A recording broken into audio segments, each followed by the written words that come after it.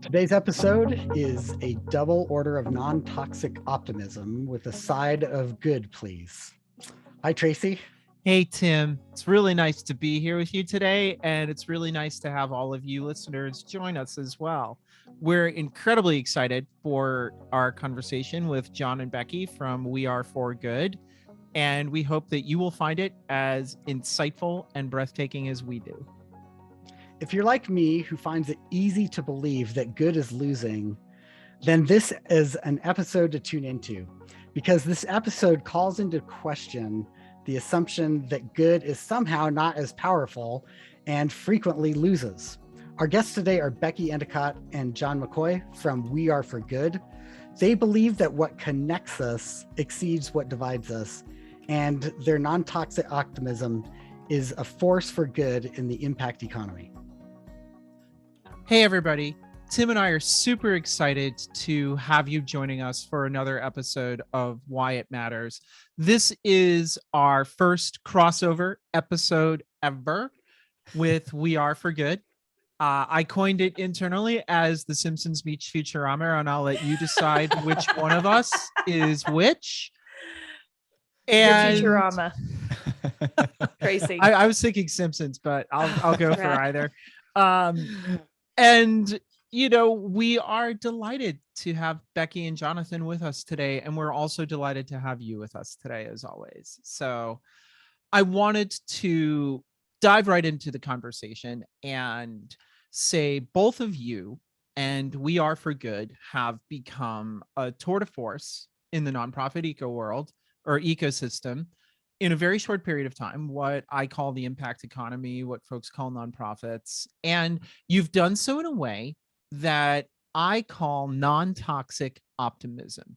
And that is your work and your interviews give people a little bit more levity to their day and a little bit more hope in their work than they started with when they start listening to it. And that's a thread that goes through a lot of what you're offering the nonprofit ecosystem right now. What I would like to start with is, was that always your vision? Were you always like, let's do non-toxic optimism? Or did you have sort of a different journey to get to where you are that would be really interesting for our listeners to hear? Bearing in mind, a lot of our listeners are industry leaders who are possibly thinking about doing their own thing for their own business. I mean, wow. First, thank you. We love both of you dearly, and this time to get to spend together is like we've been looking forward to it for weeks. So thank you for the space and the time. And I mean, yeah, I guess it has been always in our DNA. It's definitely not an act. You know, I think Becky and I found each other, 20 years ago. She hired me as an intern walking into the marketing office of the OSU Foundation. I was wearing a tie that day because I thought I needed to impress. And there was Becky Endicott, you know, and we hit it off. Didn't know what she was doing. P.S. Let's talk about that imposter syndrome. Yeah, but I mean, she seemed to have it all together. I mean, she was leading a marketing department that was about to embark on $1 billion fundraising campaign. And she was in her early 20s. And here, you know, I came in as the graphic designer, and I do think we were starry-eyed optimists, but we both just really loved the idea of philanthropy. And there's definitely parts of our story that we got burnt out from a lot of aspects of it. But I think both of us are just the type that, I mean, we could sit around and creatively brainstorm of, Becky, I'm going back to this moment when we're thinking of annual reports and how can we storytell this? And we got so excited. You know, March of the Penguins was really big. We're like, we're going to do March of the Donors. And this is going to be like this thing. But the enthusiasm was real. You know, it's like we truly just love what it did from a transformational aspect. I think we just believed in the power of philanthropy. And that has been a very common thread. And so it's easy to show up and just celebrate that on the daily because we truly do love it. And I just think that we're both products of extreme privilege. And we came from homes where we were deeply loved, and we had great opportunities afforded to us in our life. And John and I have always called ourselves ridiculous idealists, and we're just naturally optimistic about things. We see the good and the possibility in so much, which I really probably do harken back to a lot of that, just feeling very nurtured and loved And I don't know, there's something, I think, as disarming as it can be to just attack someone on social media, I think it's just as disarming to come in and love somebody really well. And it just feels like a very tenuous time in the world. And we've all been through a traumatic life event with a pandemic, no matter how it hit you. And I think the divisiveness of the world just seems kind of at an apex. And we just thought, here are the humans doing the greatest work in the world. They are pouring themselves into purpose, whether you're the one that's funding something, whether you're the beneficiary, whether you're the nonprofit staffer. It's like for everyone to come in and understand the symbiotic nature of how we need each other to help put more good into the world. We think we can do it more effectively if we take the ego out. And if we take our personal agendas out, and if we can all just kind of harmonize and center around the thing that gives us all purpose, the thing that breaks our hearts, the thing that gets us up in the morning, then man, we can scale so much faster, accelerate so much faster. And people want to do that in community. And when you can love on them in community, they keep coming back. When you're vulnerable, when you're authentic, they see themselves in that. And so naturally, I think I'm cracking up at the non-toxic comment. It's hilarious positivity. But I just think I love to love on people. I'm an Enneagram 2, deep empath. So it is as much selfish for me to do that. And I love that it's kind of become this aw shucks Oklahoma hallmark of our company. It was not intentionally planned. It's just kind of how we are. And also too, like, we had a business plan. Like I'm real entrepreneurial wired. And so what We Are for Good was going to be took a lot of different kind of paths over the years. But as we started to hone in and we finally made the jump, and we could tell that story, but we sat down in Becky's kind of bonus room, like kind of staring at each other, like, what did we just do? We're about to like have this, moment when we're going to start the company. And Becky literally started with writing a love letter to philanthropy. And we sat down and circled out what are our core values. And we started from that place, and it started to fall into place as we live those out, not in a self-aggrandizing way. It just it felt right. And being in nonprofit, there's so much scarcity, and I think we love this place. And so things that you love, you want the opposite of scarcity. You want abundance. You want to give it the best that you've got in all those levels. And I think that's how we wanted to reflect back to the industry that's so grossly underserved on every level. Often we wanted to kind of do the opposite of that in the way that we show up. So it feels over the top, but at the same time, it's like a love letter back to the industry that we really do love. There's a lot of incredible people that are pouring their heart and soul and expertise and creativity into it. So it's kind of come from that spot. That makes a bundle of sense to me. I think I will share something personally, and then I will use it to pivot to Jonathan, something you just said. And that is, one of our staffers here at Now It Matters, which is sort of the parent of Why It Matters in a lot of ways, I think. Joni Bryan talked a lot about vulnerability, and did so in a way that really drew attention to the need to focus on under-resourced communities in technology, and used her own life journey as an example of what is the power of change when we allow ourselves to be vulnerable and, without our own egos involved in the circumstance. And it is that point of what is without our own egos involved, because tell me more about that love letter to philanthropy, because I have seen in my own world way too many times where really good ideas get kind of shunted by the wayside because of ego, because of the inability for a leader in specific, but more broadly, businesses and organizations to want to be vulnerable and have two-way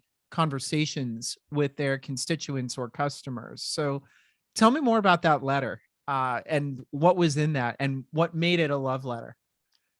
I mean, I think it was just one of those nights where I had 2 glasses of wine. I'm all up in my head about our business.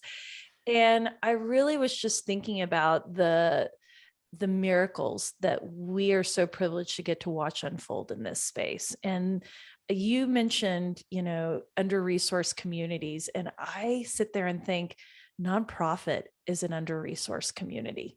It is a community that has not had money poured into it. It's not allowed to scale and innovate because that quote unquote takes away from the beneficiary. We're taught to not value our mental health because you just got to make it work. You work in a nonprofit, therefore you sacrifice. And it was kind of a, hey, they're the greatest human beings, the most creative human beings, the most heartwired human beings in this sector.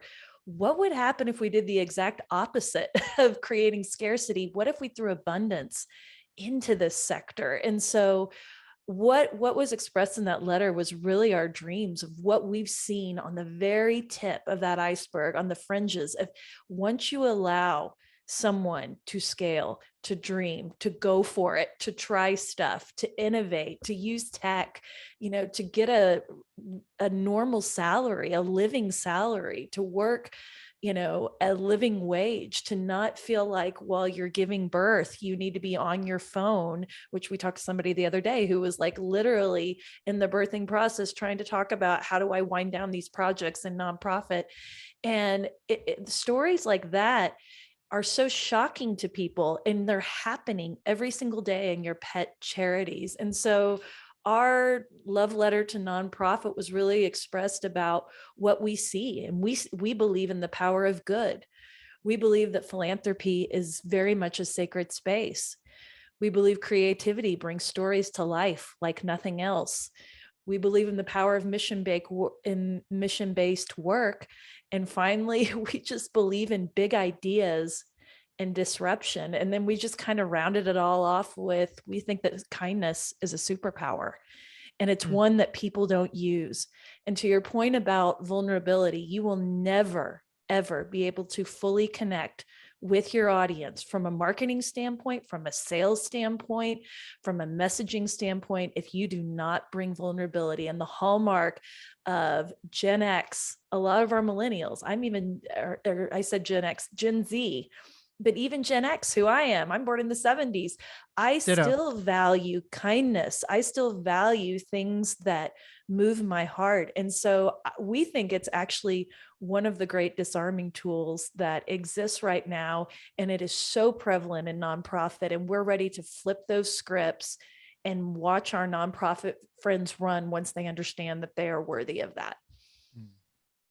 That's amazing. Thank you. I think, one of the things that makes it hard to serve nonprofits is the conflagration of all of those issues that you just talked about. And you are talking about a community of folks who never actually get the opportunity to just have greenfield ideas and run with them 9 times out of 10.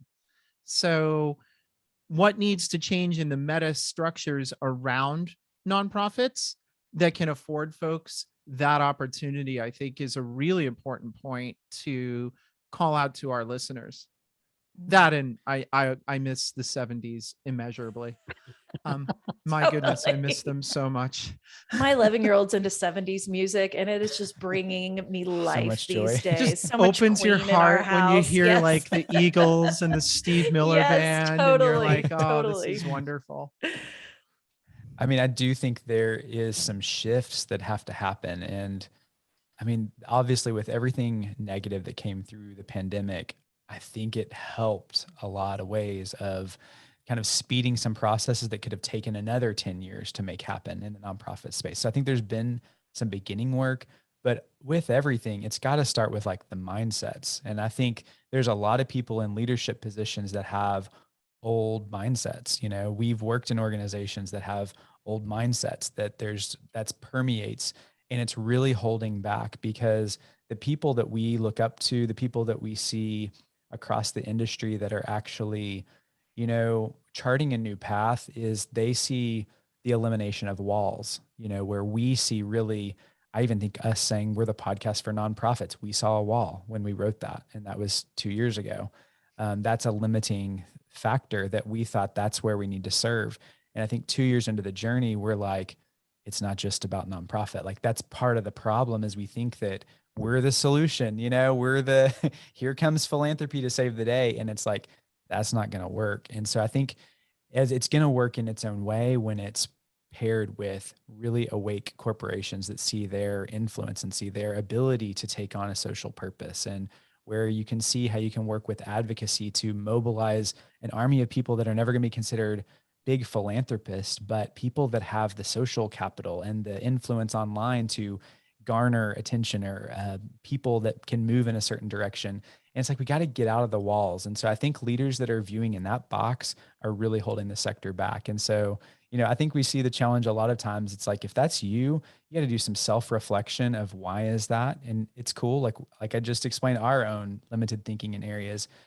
If you're not willing to move that, you got to make room, because what we're fighting for is the most important work, some of the most important work happening on the earth. And we're holding it back by holding on to limiting beliefs and mindsets around how that work needs to be done, or how it can shape and kind of move into spaces that it traditionally has not done. And so I think that's the biggest thing, and that's kind of the trickle down of everything to follow.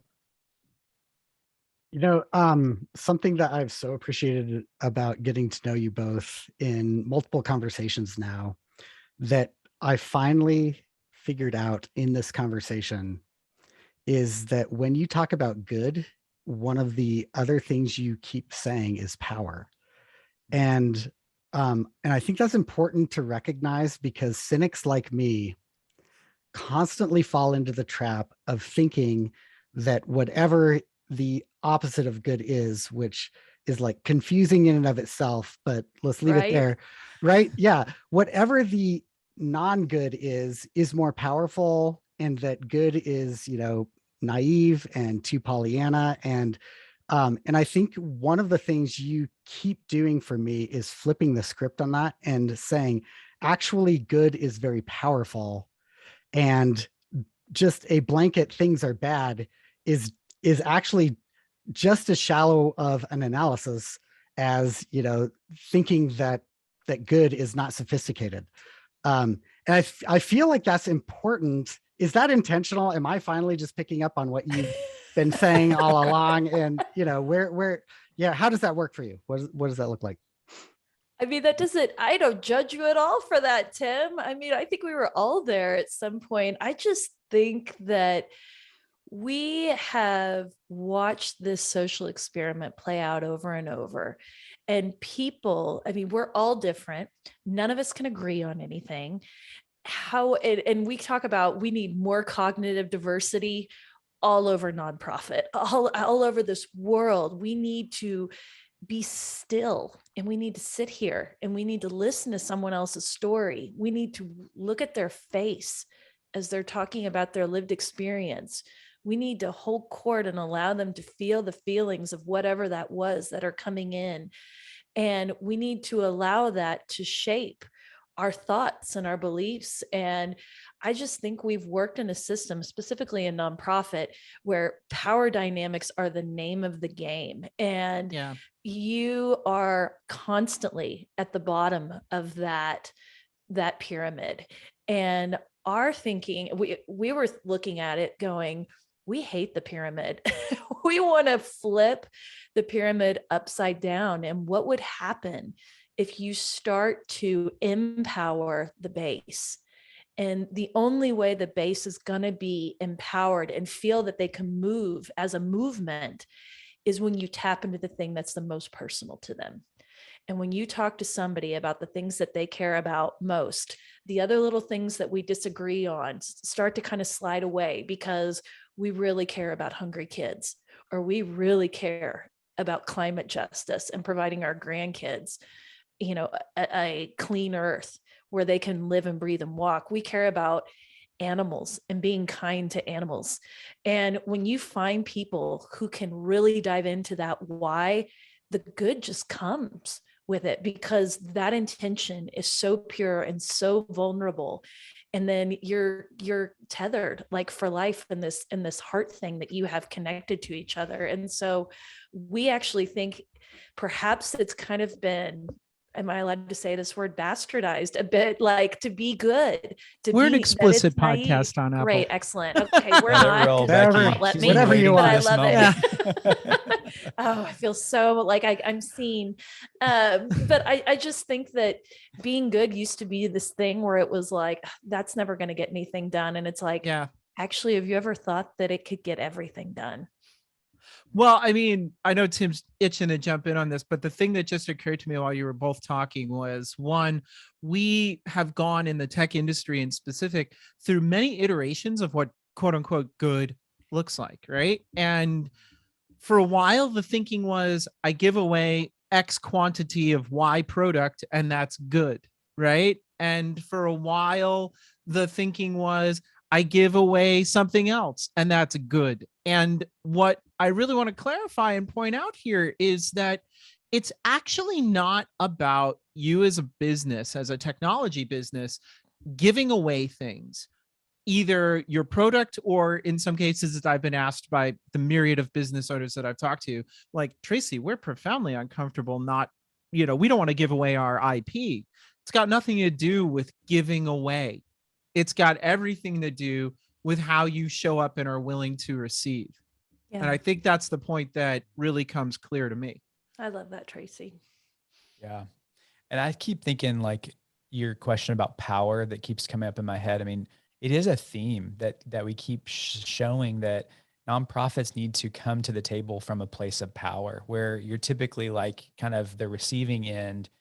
You have this impact, especially with the corporate sectors really trying to embrace, like, you've got that power of just this impact of this decades of work or this kind of infrastructure that supports this. And you're not coming to the table with nothing, And I think, let me throw this personally where I'm seeing this, because launching a business is a very personal growth exercise on every level, and a friend exercise. I mean, Becky and I have had some really hard conversations over the last couple of years, and I personally have a very limited like money mindset because of my own scarcity in life or some of my upbringing, that I hold on to that, and it terrifies me. And I'll kind of drag my feet on making some of those decisions. And, as we've grown and we realized that advertisers is going to be a big part of our business, moving forward. I mean, we're having more and more media platforms. It's part of it. And I was sharing that, with a mentor on Friday, and she's like, I keep hearing it from y'all that it's almost like you feel bad about making money. And I think that it's truly like somewhere in my core that it's like, if we're doing something that's good and noble, like that, it's almost bad to make money on the back of that. And she was like, you got to stop that like right now, because you can make so much more of an impact if you can embrace that more money is going to be able to give more power to influence in a positive way. And if I get to the core of it, if I'm really alone in a quiet place, which is really hard in my house because we've got 2 sets of twins and it's crazy all the time.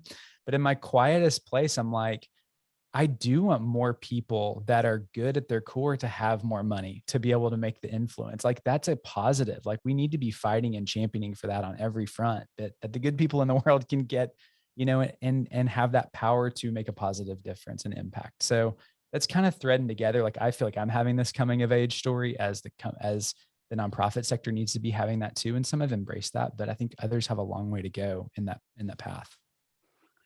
I'm glad that you say that, and some of what you're talking about echoes for me very loudly, especially launching a business and then the multiple ways that causes you to grow as an individual is amazing. And there's this way that you think about, or that we all think about good. And as an economist, there's a lot of work I've done around like, how do we do impact? How do you measure impact? And when we were thinking about our podcast, one of the foundational assumptions that we have is that, and this is, I think, even easier in tech than philanthropy, but it's easy to just see impact or outcomes as external, right? Things that happen outside, and that we need the right policies, we need the right incentives, we need to think about that high level. And same with technology, this is base code. It doesn't have, anything to do with with who we are as people. And I think that's the thing that Now It Matters and Why It Matters has pressed in the most, is that this is actually very human centric, and that what we create as humans flows from the values that are inside of us. So, when you talk about getting to who you are at a quiet place in your house, and when we think about decisions that everybody makes and mindset that we have, I feel like it's important to say, as values, as there's an increase in how important values are in business and impact, I think it's really important to plant the flag on those values have to start with individuals, and that those values have to be contained within individuals. And so I feel like that's easier for me to do with technology. I struggle with that in terms of marketing and philanthropy. And so I think one question I have is, how have you maintained that in a world that looks to me very, very outward focused and very like, let's put the right kind of paint, the right kind of logos, and maybe hide at times some of what isn't working well. The absolute horror and fear that all Right, of us yeah. who have created businesses go through. All of Right, us yeah. have it. Yeah. Does that make sense? That question? Okay. It makes perfect sense. And I'll do a little tee up because I feel like John will just explain this beautifully. But, our company started by outlining our core values. Like that literally is what started our company. Our first core value is everyone matters. We have 8 of them. Our last core value is community is everything. And we've got 6 stacked in between there. And they're very, very simple ideas, but they are not, they're very untraditional. But it's really about centering our work in the human component, because that is what it is.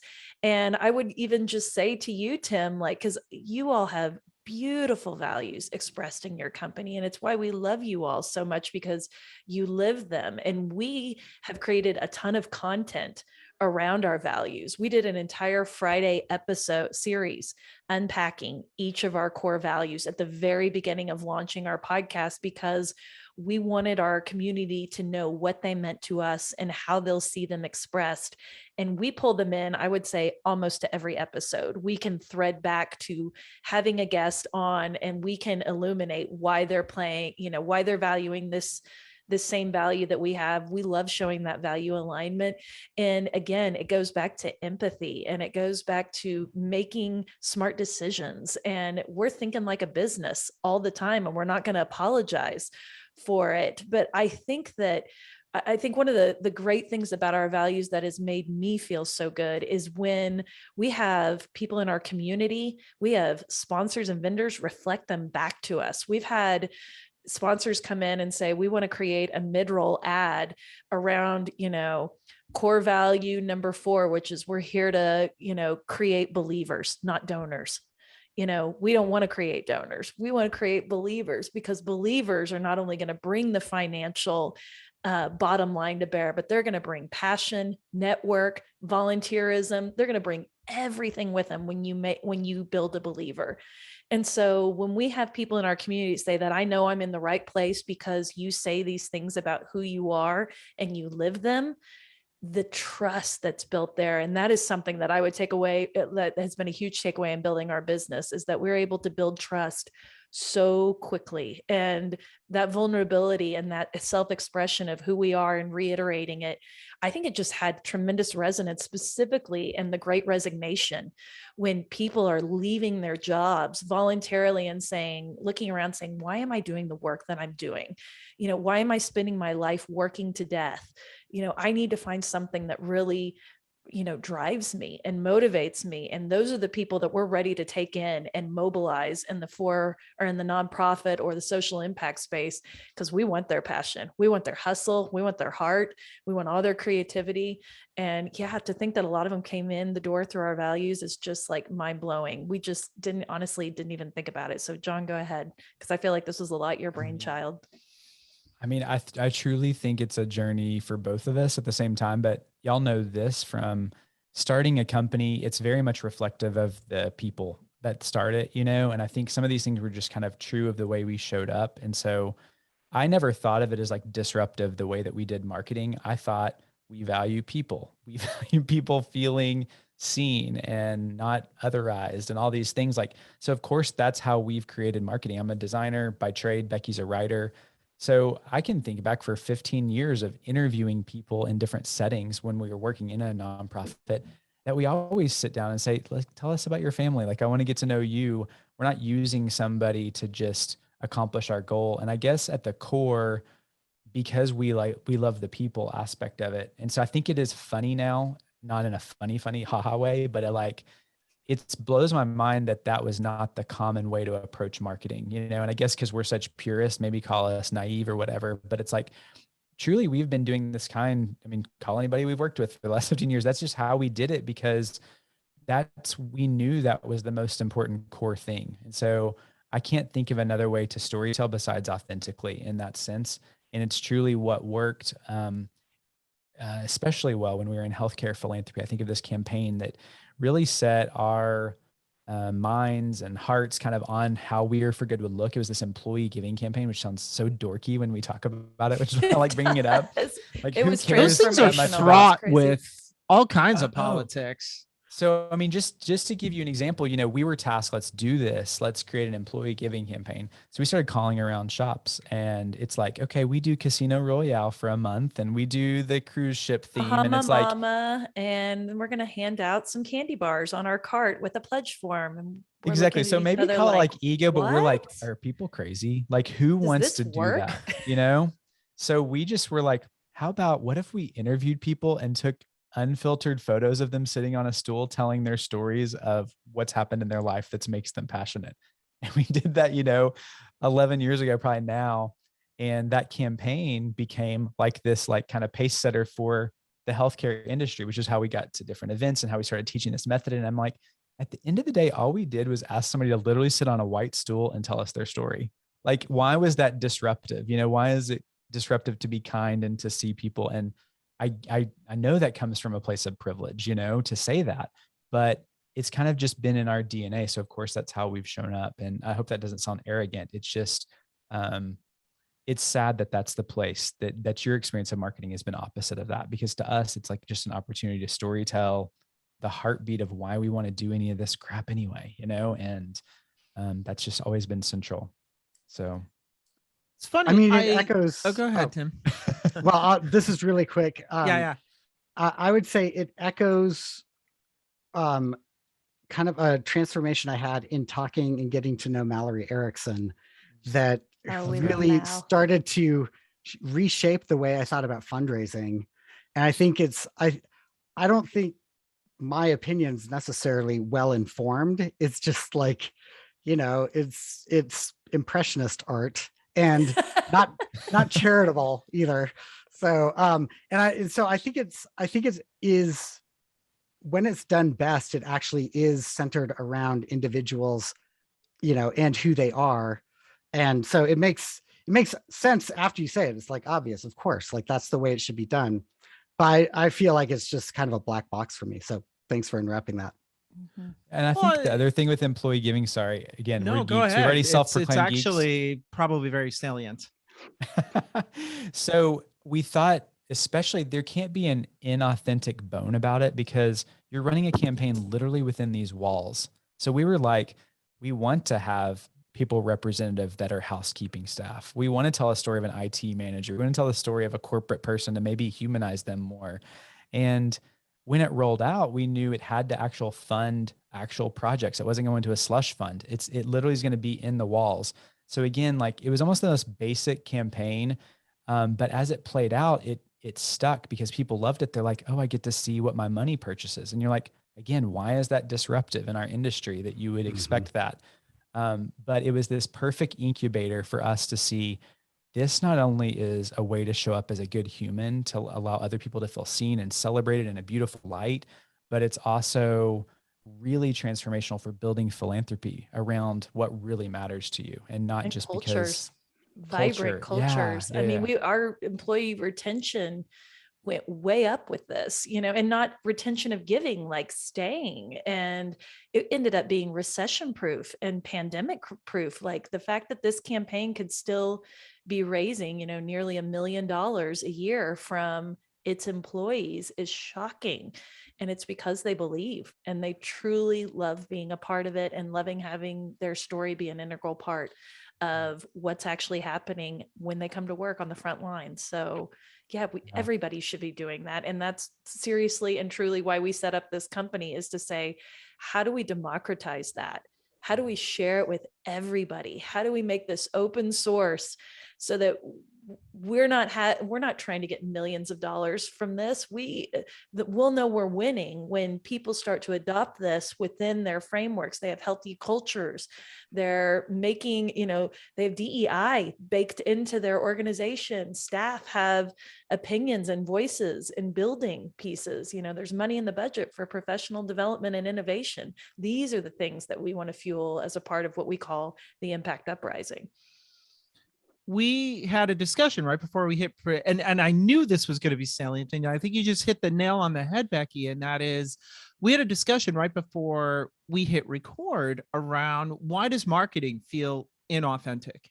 And the aha moment I had while you were both talking is that I personally have been part of many, many, many endeavors, external ones, internal ones, corporate ones, small business ones. And the connection point to the communities served as the goal for what we are trying to achieve is the things that we already know are true. How do we maximize return on investment? How do we accelerate ACV?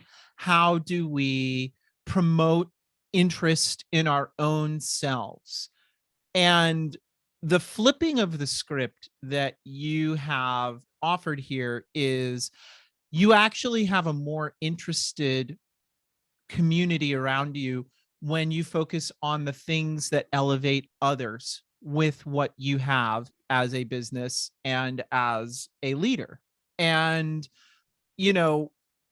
therefore, you start your campaign from an entirely different perspective, because what you're starting your campaigns with are, what are the values we want to represent and how can we achieve them? Not what are the outcomes we want to drive and how much money can we attach to them?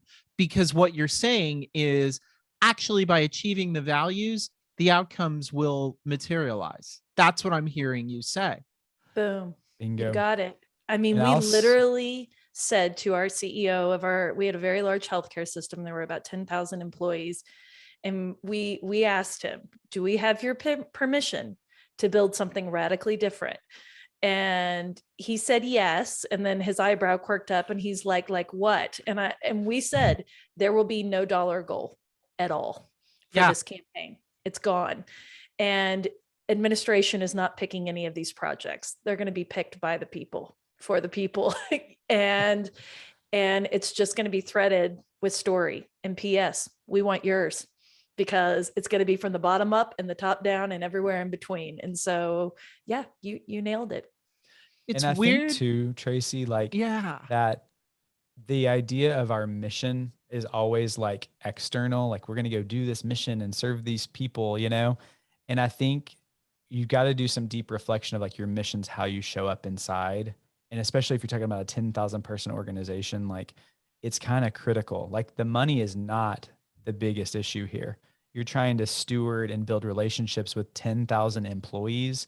So the impact of them being activated, engaged, deeper, connection to the mission and all of it, like is worth way more than you're ever going to raise. And so you got to look, it's like you got to zoom out that is part of your actual mission too. Yeah. You Were just you surprised made the point. that he said yes? Yeah. That was Becky. I was I low man on the don't totem pole. know. I don't know if I had some moxie or fearlessness Always in has me, but I moxie. just Becky went. always Yeah, has moxie. I always have fearlessness. I probably, because I don't think long enough about what could actually blow up in my face. But I think we just went for it, and we have this kind of fearless component about, we know what works and we understand authenticity. And I mean, I'll just give an example. Like a personal one. We did a mental health theme week on our podcast last fall, because we feel like mental health is one of these elephants in the room that is never addressed in nonprofit. And so one of the stories that we had told that week was mine. And I was very upfront and clear, and clearly very vulnerable, talking about a nervous breakdown that I had within my nonprofit job. And it was only 3 years ago that I had it. I took a leave of absence. I talked about what led up to it. I talked about the moment that it was happening and the physical and mental and emotional things that were happening to me. And then what happened, afterward, because it's a long journey. And I get so many emails and DMs still to this day from people who are listening to the back catalog that say, that was me. And I think when you just find your bravery a little bit and you find your voice, we talked about finding your voice, it is a freeing thing. And then it opens you up to community and to friends that you never would have met around the world who see themselves in your story. And so, yeah, I cannot emphasize that enough, how much it's not only been healing for me, but healing for others to see that they're not alone. Yeah, I admire that a lot. There are, for even our listeners' sake, there are elements to my story that I am selectively withholding until actually my mother dies.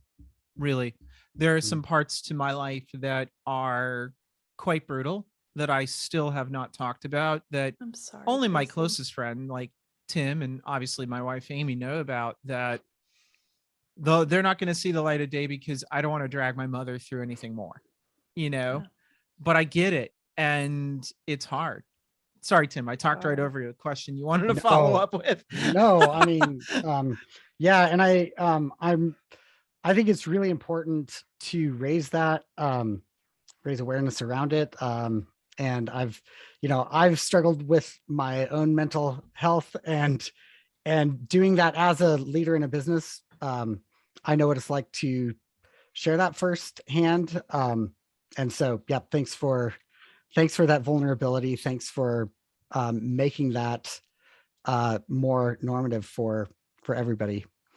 I want to pivot here a little bit and say, I think that you both end up in a space where you can look forward at the ecosystem here in a way that it comes from years of experience. It comes from working with a lot of different organizations. And so a question that Tracy and I have been thinking about a lot lately is, how important is technology for the future of good?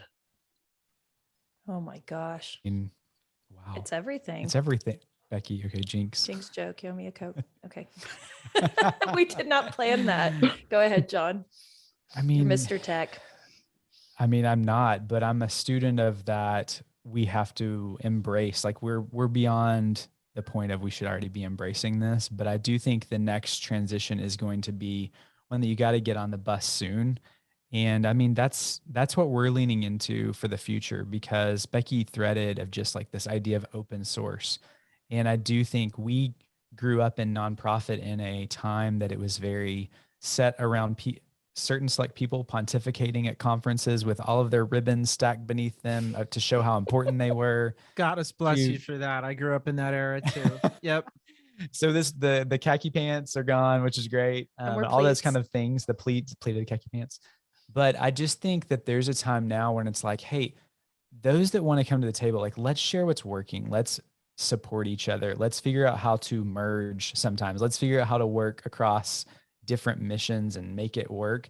And tech is like going to help empower that. I mean, we're a tech startup in some levels of the word, because we haven't met in face to face some of our dearest friends, you two included in that, of, the power of that. If we would have put our heels down and said, no, we're going to do an old style podcast, you're going to come to our studio, we would have interviewed like 4 people in the last year, in my house.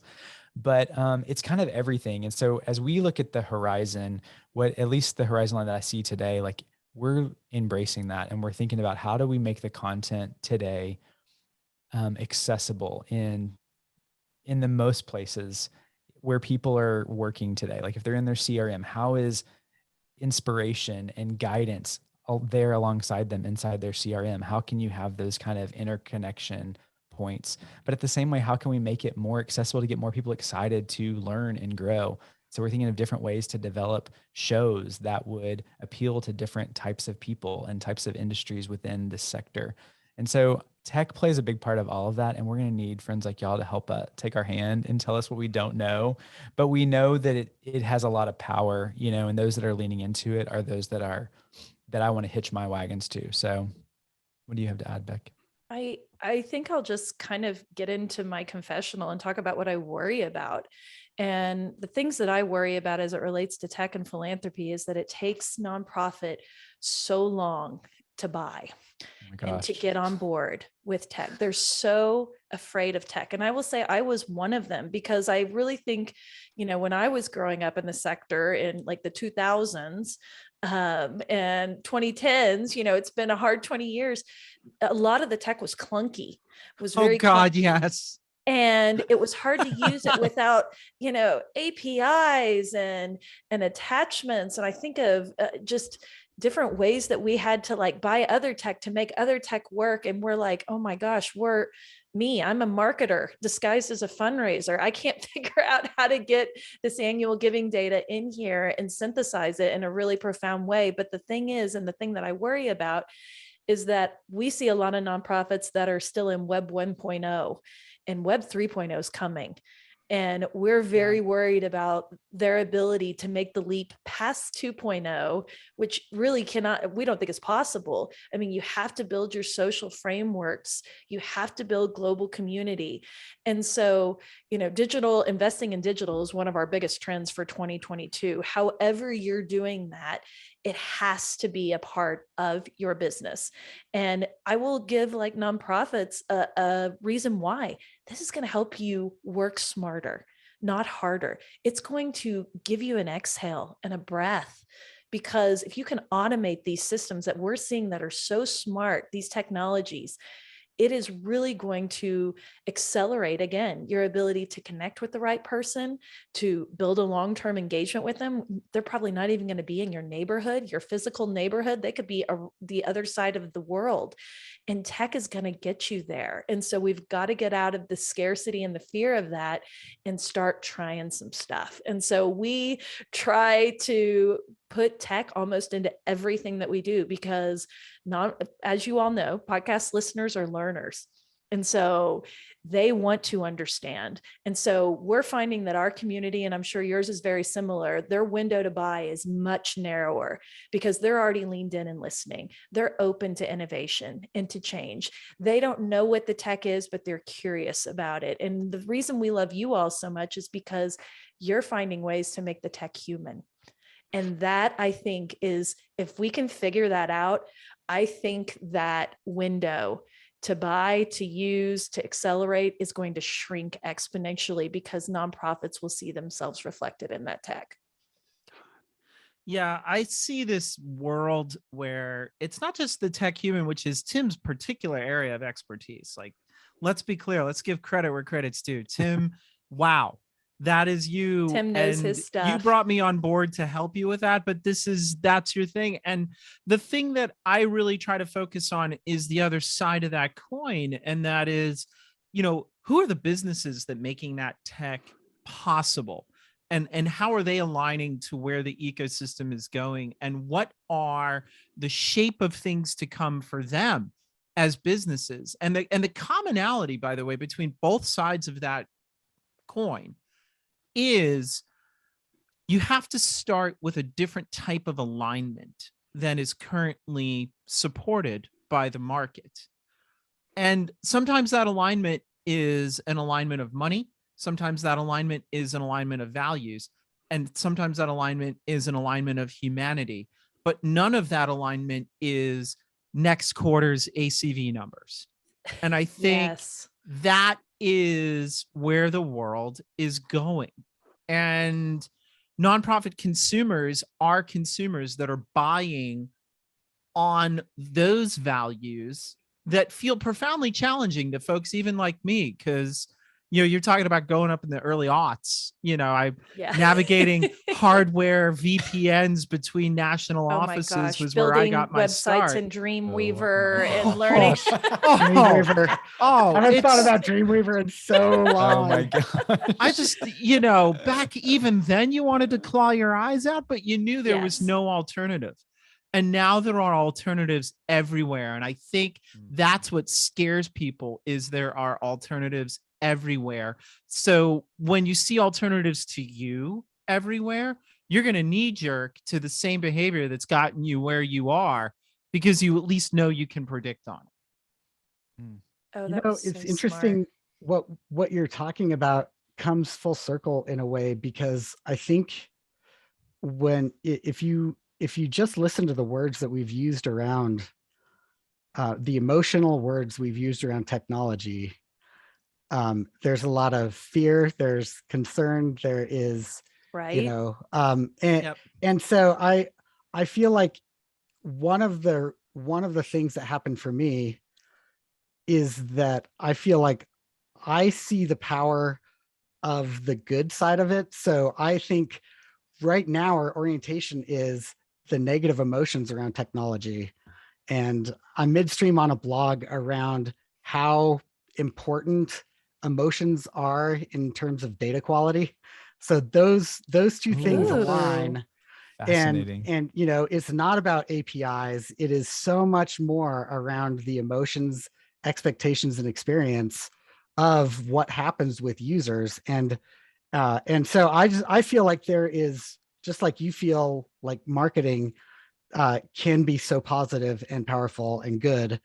I feel that way about the emotions related to technology. And when you can take those emotions and point them in a positive direction around technology, you can open up new worlds for nonprofits. But it starts not with better tech. It starts with a better mindset around what Yes. can this, it's not what can it do. I know that's important, but it is actually how do I feel about this is a more important question around outcomes than what does this technology accomplish. And we've just been so focused on technology as outcome instead of the ways that technology and the fear around it and the expense of it. A lot of the fears around expense. And so one way to do that is to take the expense off.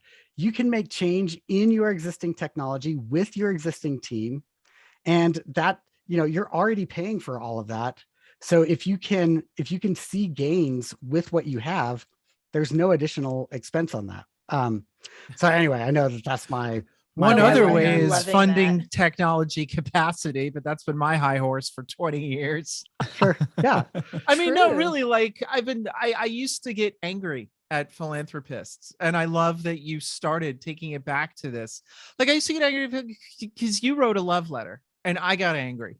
And that maybe says something about me as a person, because I I'm was gonna like, write you a love letter, Tracy, from Becky to Tracy.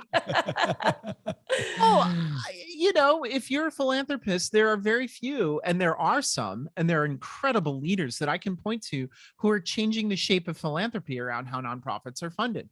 But, the bigger picture hasn't shifted much. And that is still frustrating to me, because what I want to see are nonprofit technologists who make a living wage. So I don't feel like I need to Yes. jump to a corporate job to make a 6-figure salary and do good in the world. And similarly, we've gotten in this mindset as businesses serving nonprofits that we should do business as usual serving nonprofits. And that's actually not serving the ecosystem at large either.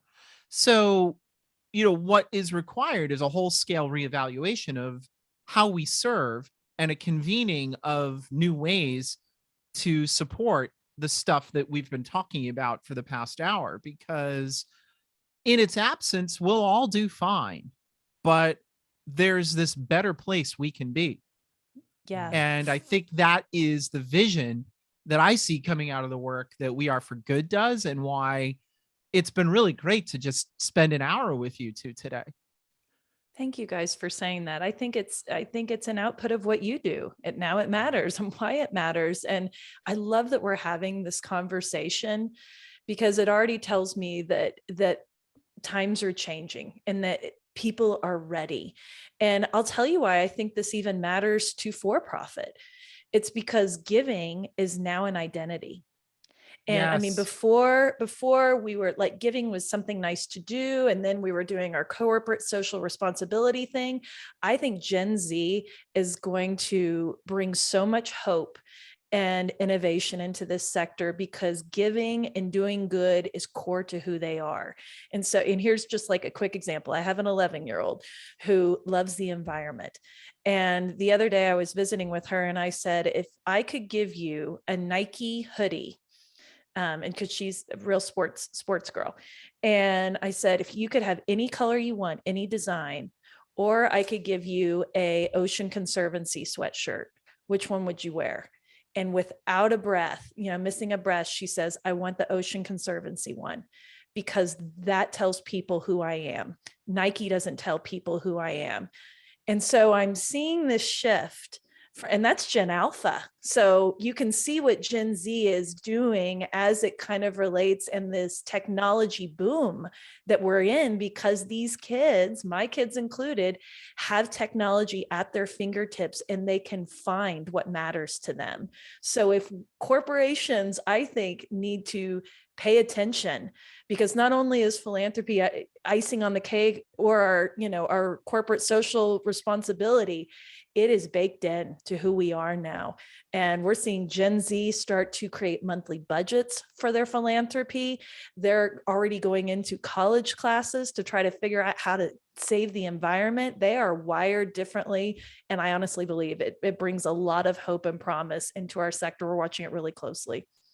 I'm glad that that's more popular than like the starter. I keep thinking of like the starter jackets that were cool growing up. I'm glad we're past that. Oh my gosh. Becky, I was So- I thinking so actually agree. of Benetton, but that's a whole Benetton. nother- Yeah. All the Yeah. different colors. Yeah, totally. Yeah. The United Colors of Benetton. Oh gosh. So last question here, and thank you so much for all of what you've been saying, what you talk about, what you're up to. And speaking of what you're up to and capacity, I am really excited about what you are doing with We're for Good Pro. And I wonder if you could say a little bit about what it is, where it's going, what people can expect on it. Thank you. I mean, it is kind of our first step in reflecting back after spending a year making friends and growing the community around We Are for Good. We wanted to create a platform that we didn't see in the world, a place that you could make accessible trainings and kind of the best thought leaders in real time. And so we've curated our friends that we can now call friends in the sector, that are disruptive, that are not teaching old school mentalities, but what works right now. And we're dropping in live coaching. So members of We Are for Good Pro can join us live and ask thought leaders their questions. I mean, it's like getting to tap the brains of some of the most brilliant people, but also finding community among each other. So We Are for Good Pro, we're dropping new content monthly, and it's been so fun. Like, we geek out getting to meet people in real life filming these things. It's so great.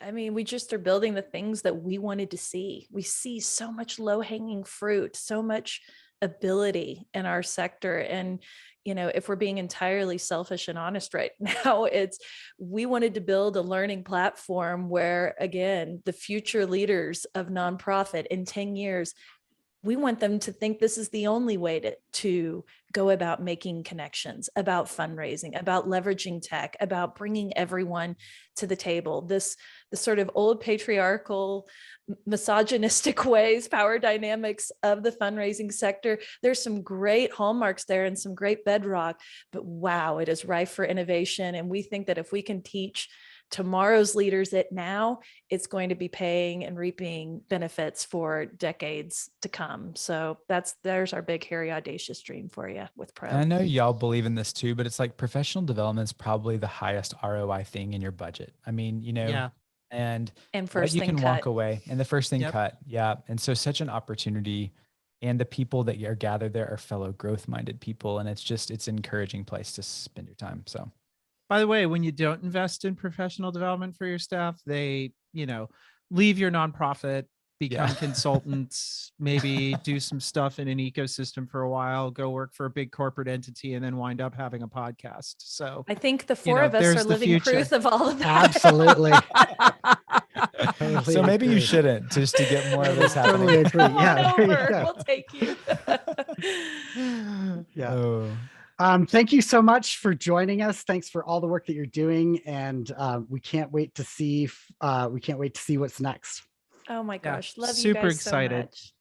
Thank you for having us. Keep doing what you're doing. We're just going to like build our own little sandbox and build some really cool shit over there. So I'm It's gonna be excited great. about it. That's And great. yeah, they're coming to our podcast soon, so we can't wait to see you there too. But thank you for inviting Oh, us that's here. right. We are. That's going to Yeah, be it's gonna be super great. duper It's gonna fun. be super fun. Sort of CW Crisis on Infinite Earths happening here. That's it. We're going to put you in the hot seat this time. So Yeah, get ready. just wait for it. Outstanding. We're ready. I'm ready. It'll be great. Thank you. Thank you both. guys. Thank you. Folks, Tim and I were so excited to have this conversation with John and Becky today, and it connects to so much of what we try to bring to the forefront in our conversations, particularly for you as business leaders and insiders who really are doing the best work in the world. So if you want to see more episodes about putting humans at the center of our decision making, check out our past episodes with Mallory Erickson, Christine Priester, and Marnie Webb. We're excited to let you know that We Are for Good has launched a professional development subscription called We Are for Good Pro, which includes thought leadership from cutting edge nonprofit professionals. But wait, there's more. As you know, Tim and I are both incredibly excited about Pond, joinpond.com, as a new community that levels the power dynamic between nonprofit technologists and technology providers, including our guests from We Are for Good. And right now, and you cannot double coupon these, so you do need to pick one, you can either get $100 in Pond credit and apply it towards 3 months of We Are for Good Pro, or if you sign up for a 1-year subscription for We Are for Good Pro, you can get $100 in Pond credit. Looking forward to seeing you in the water, folks. I'm Tim Lockey. I'm Tracy Kronzak, and you've been listening to Why It Matters. Why It Matters is a thought leadership project of Now It Matters, a strategic services firm offering advising and guiding to nonprofit and social impact organizations. If you like what you've heard, please subscribe, check out our playlists, and visit us at nowitmatters.com to learn more about us.